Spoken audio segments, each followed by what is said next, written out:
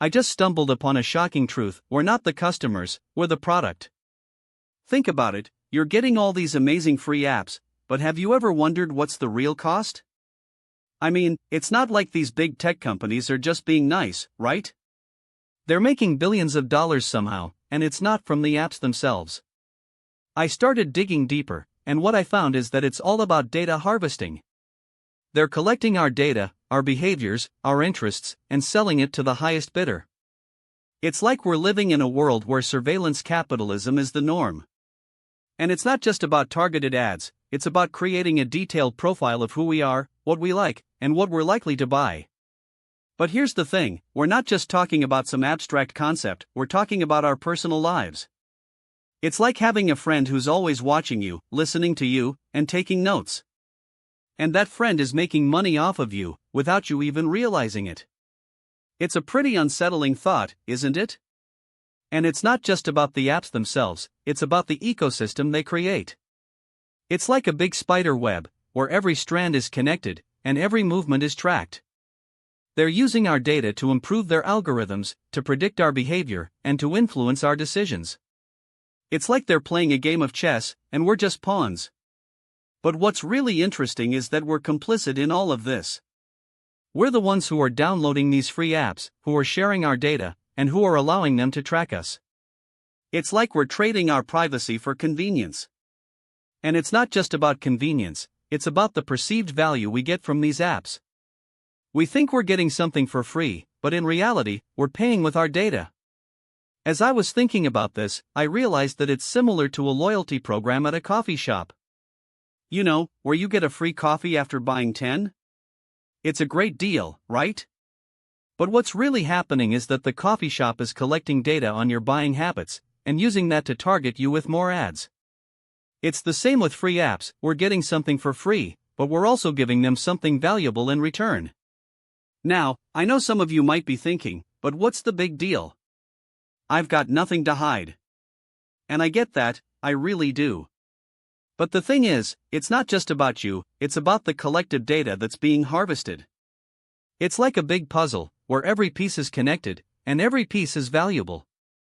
And once that puzzle is complete, it's going to be a pretty scary picture.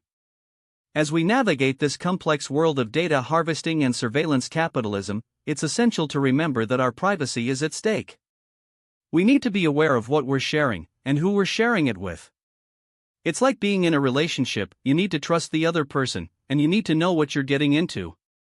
And that's where the concept of free apps comes in. We're so used to getting things for free, that we've forgotten what it means to pay for something. It's like we're living in a world where everything is on sale, all the time. But what's the real cost of that? Are we willing to pay with our data, our privacy, and our freedom? As I reflect on this, I realize that I'm also complicit in this system. I use free apps, I share my data, and I allow them to track me. But what I'm trying to do is be more mindful of what I'm doing. I'm trying to be more aware of the trade-offs I'm making. And I think that's what we all need to do. We need to be more aware of what's happening, and we need to make conscious choices about what we're willing to give up. So, what's the alternative? Is it possible to have a world where we can use apps without giving up our data? Is it possible to have a world where we can be private and still have access to all the things we need? I think it's a question worth exploring, and it's a question that we should all be thinking about. As we consider the implications of data harvesting and surveillance capitalism, we need to think about what kind of world we want to live in. Do we want to live in a world where everything is free, but nothing is private? Or do we want to live in a world where we have control over our data, and we can make choices about what we share? It's a tough question, and it's one that requires a lot of thought. And as we think about this, we need to consider the role of big tech companies in our lives. Are they really giving us free apps out of the goodness of their hearts? Or are they using us for their own gain? It's like the old saying goes, if it's free, you're the product. And that's a pretty sobering thought. But here's the thing, we're not just victims in all of this. We have the power to choose, to opt out, and to demand change. We can choose to use apps that respect our privacy, and we can choose to support companies that prioritize our data. It's like voting with our wallets, we can choose to spend our money on things that align with our values. As I look to the future, I'm both excited and scared. I'm excited about the possibilities that technology has to offer, but I'm scared about the implications of data harvesting and surveillance capitalism. I'm scared about what might happen if we don't take control of our data, and if we don't demand change. But I'm also hopeful. I'm hopeful that we can create a world where technology serves us, not the other way around. And that's where you come in. What do you think about all of this? Are you willing to pay the price of free apps with your data, or do you think there's a better way? As you ponder that question, I want to leave you with a thought-provoking idea. What if we could create a world where our data is ours, and ours alone? What if we could take back control, and create a system that prioritizes our privacy?